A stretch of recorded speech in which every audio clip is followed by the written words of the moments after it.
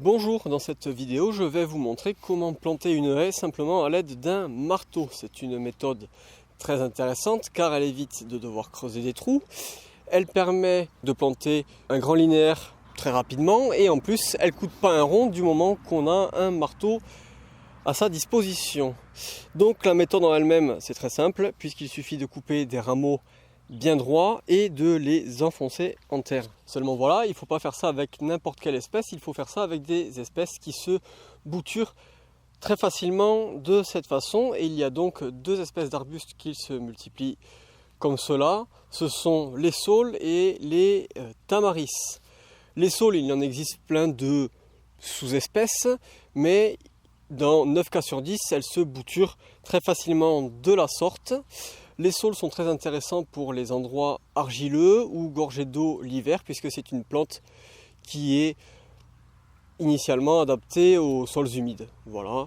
Et le tamaris, en revanche, lui, il est très adapté au sol sec et à la sécheresse, puisque c'est une plante qui pousse initialement dans les dunes le long des plages. En associant ces deux espèces, on est donc certain d'avoir un résultat à la fin, puisque si le saule pousse mal, on aura le tamaris qui pousse bien et vice versa. C'est une méthode à réaliser en hiver, dans l'idéal en décembre, mais on peut la réaliser en janvier, voire même jusqu'à mi-février. Donc au moment où sortira cette vidéo, ça risque d'être un peu juste, mais vous pouvez toujours essayer. Et donc on se trouve ici derrière la première haie que j'ai plantée avec cette méthode.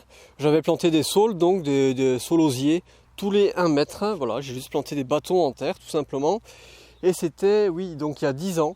Ici, ils sont relativement bien développés. On peut voir que la haie fait un gradient et que plus on s'approche du chêne qui est au fond, et moins les saules ont poussé car ils ont manqué d'eau tout simplement. Ils ne sont pas dans leur endroit de croissance optimale. Mais bon, ils se sont quand même bien débrouillés. Si j'avais mis des tamaris, le résultat aurait peut-être été un peu plus probant. Donc en pratique, il suffit de couper un rameau qui est relativement droit. Et pour le tamaris, c'est très simple, il en fait plein. Le saule, bon, il faut choisir un petit peu. Ce rameau, il faut qu'il fasse au moins la circonférence du pouce, mais il peut être un peu plus gros, hein, ça peut être un peu comme ça, quoi, ça pose pas de problème. Et ensuite, ce rameau, eh bien, on le plante en terre tout simplement avec un bon marteau, dans l'idéal, pas comme moi. Peut-être que je peux faire à la main. Voilà. Encore mieux, pas besoin de marteau. Donc il faut que ce soit au moins enfoncé dans une profondeur de 30 cm de sol.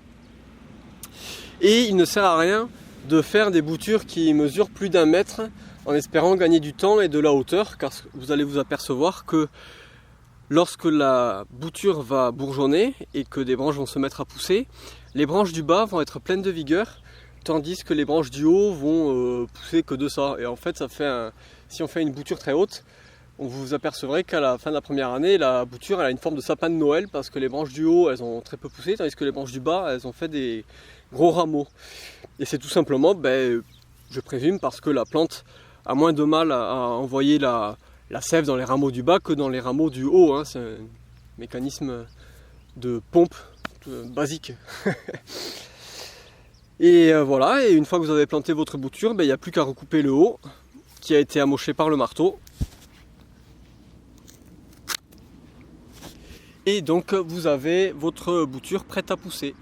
Vous pouvez également réaliser cette méthode, du moins essayer avec d'autres espèces qui se bouturent facilement. Imaginons par exemple que vous ayez un buddleia dans votre jardin, que vous l'avez taillé et que vous avez plein de rameaux droits. Vous pouvez essayer d'utiliser cette méthode avec le buddleia, ça peut aussi marcher. J'en avais un dans la haie là, qui avait poussé de la sorte.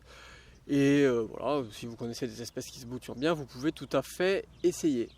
Voilà, en tout cas c'est une méthode très intéressante quand on n'a pas d'argent, quand on a une grande longueur à planter et qu'on veut un effet rapide.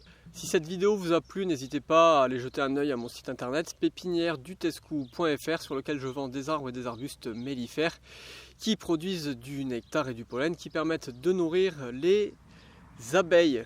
Je vends mes arbres de décembre à février et la commande minimale est de 5 plants. Voilà, allez ciao!